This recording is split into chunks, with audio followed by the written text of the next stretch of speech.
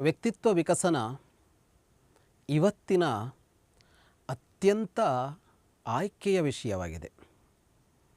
ಅದು ಚೆನ್ನಾಗಿದೆ ಕೂಡ.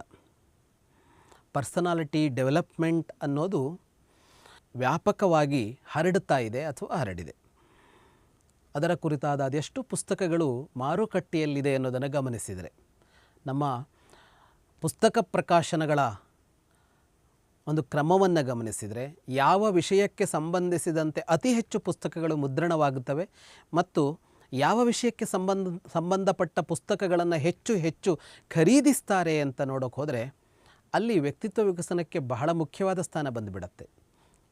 ಒಂದು ಕಥೆ ಕಾದಂಬರಿಯಂತಹ ಸಾಹಿತ್ಯವನ್ನು ಅಥವಾ ಇತಿಹಾಸಕ್ಕೆ ಸಂಬಂಧಿಸಿದ ಸಾಹಿತ್ಯವನ್ನು, ಪುರಾಣವೋ ಧರ್ಮವೋ ಅಧ್ಯಾತ್ಮವೋ ಮತಾಚರಣೆಯೋ ಇದಕ್ಕೆ ಸಂಬಂಧಿಸಿದ ಸಾಹಿತ್ಯವನ್ನು, ಕಾನೂನು, ಬೇರೆ ಬೇರೆ ಶಿಕ್ಷಣದ ಕ್ಷೇತ್ರಗಳ ಸಾಹಿತ್ಯವನ್ನು ಇವನ್ನೆಲ್ಲ ಇಟ್ಟುಕೊಂಡರೆ, ಅಥವಾ ಒಂದು ಪರಿಸರದ ಕುರಿತಾದ ಸಾಹಿತ್ಯಗಳನ್ನು ಗಮನಿಸಿದರೆ, ಪ್ರವಾಸದ ಕುರಿತಾದ ಸಾಹಿತ್ಯಗಳನ್ನು ಗಮನಿಸಿದರೆ, ವ್ಯಕ್ತಿತ್ವ ವಿಕಸನಕ್ಕೆ ಸಂಬಂಧಪಟ್ಟ ಪುಸ್ತಕಗಳೇ ಹೆಚ್ಚು ಬಿಕರಿಯಾಗೋದು. ಅದು ಏನನ್ನು ತೋರಿಸ್ತಾ ಇದೆ ಅಂತ ಅಂದರೆ, ಇವತ್ತು ವ್ಯಕ್ತಿತ್ವ ವಿಕಸನದ ಹಸಿವಿದೆ ಅನ್ನೋದನ್ನು ತೋರಿಸ್ತಾ ಇದೆ. ಅದಕ್ಕಾಗಿ ಕೋರ್ಸ್ಗಳು ನಡೀತವೆ, ಅದಕ್ಕಾಗಿ ಸಂಸ್ಥೆಗಳೇ ರೂಪುಗೊಂಡಿವೆ, ಅದಕ್ಕಾಗಿ ತಮ್ಮ ಇಡೀ ಬದುಕಿನಲ್ಲಿ ವ್ಯಕ್ತಿತ್ವ ವಿಕಸನದ ಪಾಠಗಳನ್ನು ಮಾಡ್ತಲೇ ಇರೋದಕ್ಕೆ ಸಾಧ್ಯ ಆಗಿದೆ. ಇಷ್ಟು ಪ್ರಮಾಣದಲ್ಲಿ ಪ್ರಧಾನವಾದ ಒಂದು ಸ್ಥಾನವನ್ನು ಇದು ಕೊಟ್ಟುಕೊಂಡಿದೆ. ಆದರೆ ಹೀಗೆ ಕೊಟ್ಟುಕೊಂಡಾಗ ಅದಕ್ಕಾಗಿ ಹುಡುಕ್ತಾ ಇರೋದು ಹಲವು ಹೊಸ ಹೊಸ ಸಾಧ್ಯತೆಗಳನ್ನು. ಒಂದಿಷ್ಟು ಯಾವ್ಯಾವುದೋ ವ್ಯಕ್ತಿಗಳು ತಮ್ಮ ಬದುಕಿನ ಅನುಭವವೋ ತಮ್ಮ ಅಧ್ಯಯನವೋ ಇವುಗಳ ಆಧಾರದಲ್ಲಿ ಹೀಗೆ ಬದುಕಬೇಕು, ಹೀಗೆ ವರ್ತಿಸಬೇಕು, ಇದಕ್ಕೆ ಹೀಗೆ ಮಾಡಬೇಕು, ಯಶಸ್ಸು ಪಡಬೇಕು ಅಂದರೆ ಹೀಗೆ ಮಾಡಬೇಕು, ಸಿಟ್ಟು ಬರಬಾರದು ಅಂದರೆ ಹೀಗೆ ಮಾಡಬೇಕು, ಮನಸ್ಸು ಶಾಂತವಾಗಿರಬೇಕು ಅಂದರೆ ಹೀಗೆ ಮಾಡಬೇಕು ಅಂತ ಅದೆಷ್ಟೆಷ್ಟೋ ಸೂತ್ರಗಳನ್ನು ಕೊಡ್ತಾ ಹೋಗ್ತಾ ಇದ್ದಾರೆ. ಹೆಚ್ಚಾಗಿ ಭಾರತದ ಸಂದರ್ಭದಲ್ಲಿ ಗಮನಿಸಿದಾಗ ಈ ವ್ಯಕ್ತಿತ್ವ ವಿಕಸನದ ಸಾಹಿತ್ಯಗಳು ಅಥವಾ ಈ ಎಲ್ಲ ಅಂಶಗಳು ನಮಗೆ ವಿದೇಶಗಳಿಂದ, ಅದರಲ್ಲೂ ಪಶ್ಚಿಮದಿಂದ ಹೆಚ್ಚಾಗಿ ಹರಿದು ಬರ್ತಾ ಇರೋದನ್ನು ನಾವು ಗಮನಿಸ್ತಾ ಇದ್ದೀವಿ. ಪರ್ಸನಾಲಿಟಿ ಡೆವಲಪ್ಮೆಂಟ್ ಅನ್ನೋದು ಬಂದಿದ್ದೇ ಅಲ್ಲಿಂದ ಅನ್ನುವ ತರಹದಲ್ಲಿ ಗಮನಿಸ್ತಾ ಇದ್ದೀವಿ. ಬದುಕಿಗೆ ಬೇಕಾದ ಎಲ್ಲವನ್ನೂ ಕೊಟ್ಟುಕೊಂಡು ಬಂದಿದ್ದ ಭಾರತ ಈ ವ್ಯಕ್ತಿತ್ವ ವಿಕಸನದ ಅಂಶಗಳನ್ನು ಯಾಕೆ ಮರೆತಿತು? ಭಾರತದ ಸಾವಿರ ಸಾವಿರ ವರ್ಷಗಳ ಶೈಕ್ಷಣಿಕ ಅಥವಾ ಸಾಹಿತ್ಯಾತ್ಮಕವಾದ ಇತಿಹಾಸದಲ್ಲಿ, ಅಥವಾ ಒಂದು ವ್ಯಕ್ತಿಯನ್ನು ಅತ್ಯುತ್ತಮ ವ್ಯಕ್ತಿಯಾಗಿ ರೂಪಿಸೋದಕ್ಕೆ ಹೊರಟ ಮಹಾತ್ಮರ ಆಚಾರ್ಯರ ಬದುಕಿನಲ್ಲಿ ಇಂಥದ್ದೊಂದು ಕ್ಷೇತ್ರ ಯಾಕೆ ಅವಗಣನೆಗೆ ತುತ್ತಾಯಿತು? ಯಾಕೆ ಅದನ್ನು ಅವರು ಗಮನಿಸಲಿಲ್ಲ ಅನ್ನುವ ಪ್ರಶ್ನೆ ಹುಟ್ಟುಕೊಳ್ಳುತ್ತೆ. ಆದರೆ ವಾಸ್ತವ ಏನು ಅಂತ ಅಂದರೆ, ಹೀಗೆ ಒಂದು ಅವಗಣನೆ ವ್ಯಕ್ತಿತ್ವ ವಿಕಾಸಕ್ಕೆ ಸಂಬಂಧಪಟ್ಟಂತೆ ಭಾರತದಲ್ಲಿ ಇಲ್ಲ. ಭಾರತದಷ್ಟು ಸಮೃದ್ಧವಾದ, ಭಾರತದಷ್ಟು ವ್ಯವಸ್ಥಿತವಾದ ವ್ಯಕ್ತಿತ್ವ ವಿಕಸನದ ಅಂಶಗಳನ್ನು, ವ್ಯಕ್ತಿತ್ವ ವಿಕಸನದ ಸೂತ್ರಗಳನ್ನು ಇವತ್ತು ಬರ್ತಾ ಇರುವ ಯಾವ ಪುಸ್ತಕಗಳು ತುಂಬಿಕೊಡ್ತಾ ಇಲ್ಲ. ಒಂದೆರಡಲ್ಲ, ಸಾವಿರ ಸಾವಿರ ಕೃತಿಗಳು, ಸಾವಿರವಲ್ಲ ಲಕ್ಷ ಕೋಟಿ ಮಾತುಗಳು ನಮ್ಮಲ್ಲಿ ಈ ವ್ಯಕ್ತಿತ್ವ ವಿಕಸನಕ್ಕಾಗಿಯೇ ಇವೆ. ಆದರೆ ಈ ವ್ಯಕ್ತಿತ್ವ ವಿಕಸನವನ್ನು ಭಾರತ ಕಂಡ ಪರಿ ಮಾತ್ರ ಅದು ವಿಶಿಷ್ಟವಾದದ್ದು.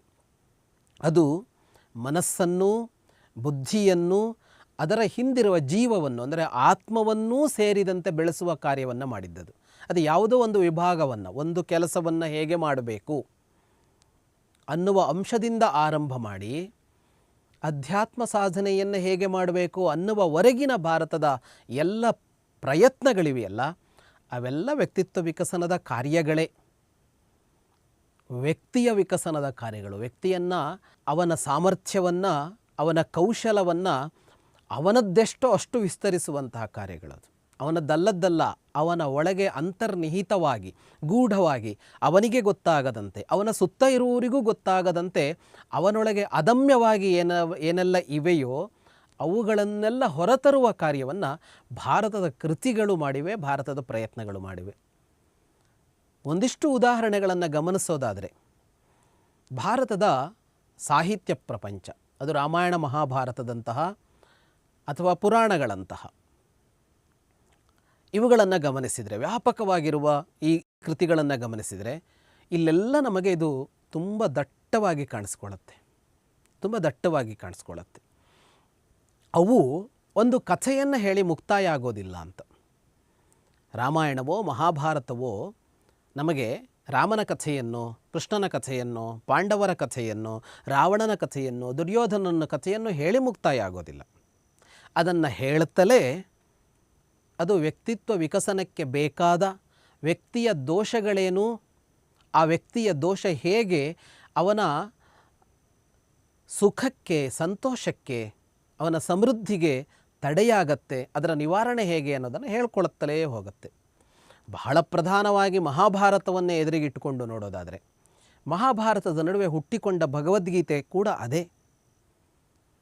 ಒಬ್ಬ ವ್ಯಕ್ತಿ ಹೇಗೆ ಬದುಕಬೇಕು ಅಂತ ಹೇಳುವಾಗ ಅದು ಒಬ್ಬ ವ್ಯಕ್ತಿ ಯಶಸ್ವಿಯಾಗೋದು ಹೇಗೆ ಅನ್ನೋದನ್ನು ಕೃಷ್ಣ ಹೇಳ್ತಾ ಹೋಗ್ತಾನೆ. ಅಲ್ಲಿ ಅತ್ಯಂತ ಯಶಸ್ವಿಯಾಗಿ ಬದುಕೋದು ಹೇಗೆ ಅನ್ನೋದನ್ನೇ ಗೀತೆ ಹೇಳ್ತಾ ಇದೆ. ಅದಲ್ಲದೆ ನೋಡಿದರೆ ಮಹಾಭಾರತದ ವಿದುರ ನೀತಿ ಧೃತರಾಷ್ಟ್ರನಿಗೆ ರಾಜನೀತಿಯನ್ನು ಹೇಳುವುದಕ್ಕೆ ಅಂತ ಹೊರಟಿದೆ. ಧೃತರಾಷ್ಟ್ರನಿಗೆ ಹೇಳ್ತಾನೆ ಒಂದಿಷ್ಟು ಅಂಶಗಳನ್ನು. ಆದರೆ ಅದು ಎಷ್ಟು ಚೆನ್ನಾಗಿದೆ ಅಂದರೆ, ಯಾವುದೇ ವ್ಯಕ್ತಿ ಅವನು ಯಾವ ಕೆಲಸವನ್ನೇ ಮಾಡ್ತಾ ಇರಲಿ, ಎಷ್ಟು ಸಣ್ಣದಾದ ಕಾರ್ಯದಿಂದ ಆರಂಭ ಮಾಡಿ ಅತ್ಯಂತ ದೊಡ್ಡದಾದ ಕಾರ್ಯದವರೆಗೆ, ಅಂದರೆ ರಸ್ತೆಯಲ್ಲಿ ಸ್ವಚ್ಛ ಮಾಡುವ ವ್ಯಕ್ತಿಯಿಂದ ಆರಂಭ ಮಾಡಿ ಒಂದು ದೇಶವನ್ನಾಳುವ ಪ್ರಧಾನಿಯವರೆಗಿನ ವ್ಯಕ್ತಿ ಹೇಗೆ ಬದುಕಬೇಕು, ಹೇಗೆ ಮಾಡಿದರೆ ಅವನ ಕಾರ್ಯಕ್ಷೇತ್ರದಲ್ಲಿ ಅವನು ಯಶಸ್ವಿ ಆಗಬಹುದು, ಅದರ ಎತ್ತರವನ್ನು ತಲುಪಬಹುದು, ಅದರ ಕೊನೆಯನ್ನು ಮುಟ್ಟಬಹುದು ಅನ್ನೋದನ್ನು ವಿದುರ ನೀತಿ ತಿಳಿಸ್ಕೊಳ್ಳುತ್ತೆ. ಮುಂದೆ ಭೀಷ್ಮ ಧರ್ಮರಾಜನಿಗೆ ಒಂದಿಷ್ಟು ಉಪದೇಶಗಳನ್ನು ಮಾಡ್ತಾನೆ, ಒಂದಿಷ್ಟು ವಿಷಯಗಳನ್ನು ಹೇಳ್ತಾನೆ.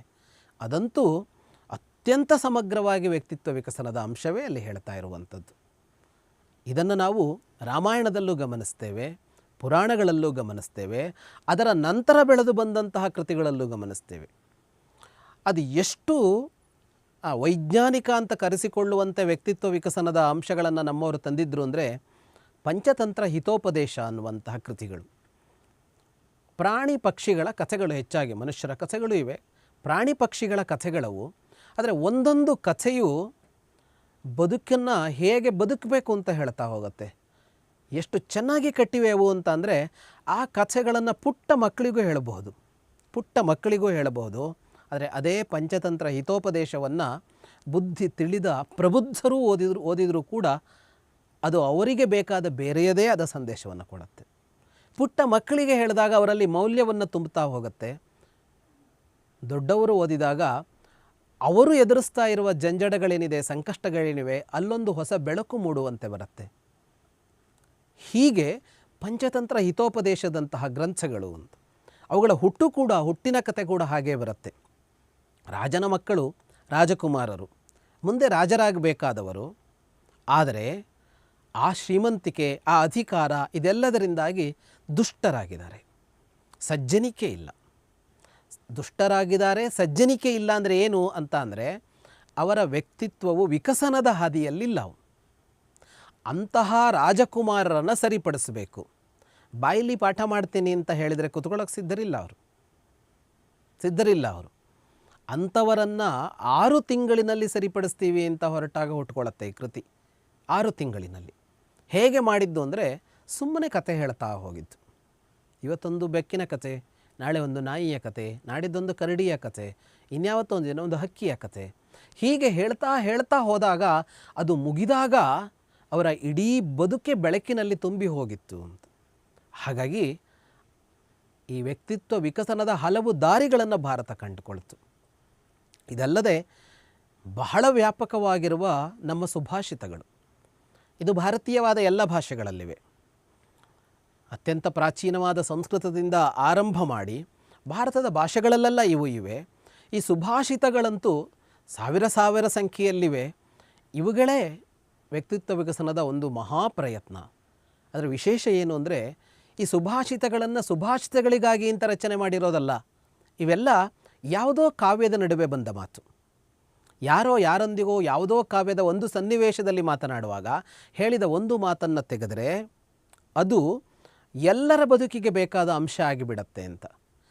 ಅಂದರೆ ಎಲ್ಲ ಭಾರತದ ಪ್ರಯತ್ನಗಳಲ್ಲಿ, ಅಂದರೆ ಸಾಹಿತ್ಯಾತ್ಮಕವಾದ ಎಲ್ಲ ಪ್ರಯತ್ನಗಳಲ್ಲಿ, ಅದು ಅಧ್ಯಾತ್ಮದ ಗ್ರಂಥ ಇರಲಿ, ಅದು ದರ್ಶನ ಕೃತಿಗಳಿರಲಿ, ಶಾಸ್ತ್ರಗಳಿರಲಿ, ಅಥವಾ ಮನಸ್ಸಿಗೆ ರಂಜನೆಗಾಗಿ ಅಂತ ಅಂದುಕೊಳ್ಳುವಂತಹ ಕಾವ್ಯಗಳಿರಲಿ, ನಾಟಕ ಇರಲಿ, ಪದ್ಯವಿರಲಿ, ಗದ್ಯವಿರಲಿ, ಪುರಾಣ ಇರಲಿ, ಇತಿಹಾಸವಿರಲಿ, ಎಲ್ಲವೂ ಅವುಗಳದ್ದೇ ಆದ ಮಾರ್ಗದಲ್ಲಿ ವ್ಯಕ್ತಿತ್ವ ವಿಕಸನಕ್ಕೆ ಬೇಕಾದ ಅಂಶಗಳನ್ನೆಲ್ಲ ಸೇರಿಕೊಂಡು ತಮ್ಮನ್ನು ತಾವು ರಚಿಸಿಕೊಂಡಿವೆ. ಹಾಗಾಗಿ ಭಾರತದಲ್ಲಿ ವ್ಯಕ್ತಿತ್ವ ವಿಕಸನ ಇತ್ತೆ ಅಂತ ಅಂದರೆ ಭಾರತದಲ್ಲಿ, ಪ್ರಾಚೀನ ಭಾರತದಲ್ಲಿ ಇದ್ದಿದ್ದೇ ವ್ಯಕ್ತಿತ್ವ ವಿಕಸನದ ಪ್ರಯತ್ನ.